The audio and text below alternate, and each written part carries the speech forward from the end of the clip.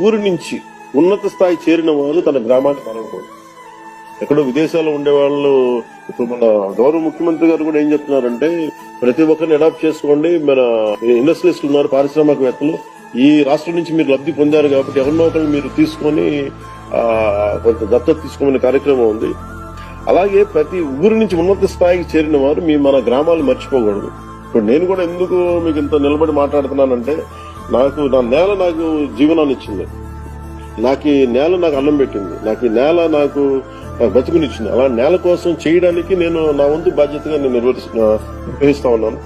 అలాగే మన ఊరి నుంచి వెళ్ళిన వేరే గ్రామాల్లో వేరే ఊళ్ళలో ఉన్న ప్రతి ఒక్కరికి కూడా ముఖ్యంగా మన టెక్కల్ నియోజకవర్గం రాఘవలసిన పంచాయతీ నుంచి వచ్చిన ప్రతి ఒక్కరు కూడా తిరిగి మన గ్రామం వైపు చూడవలసిందిగా నేను కోరుకుంటా ఉన్నాను.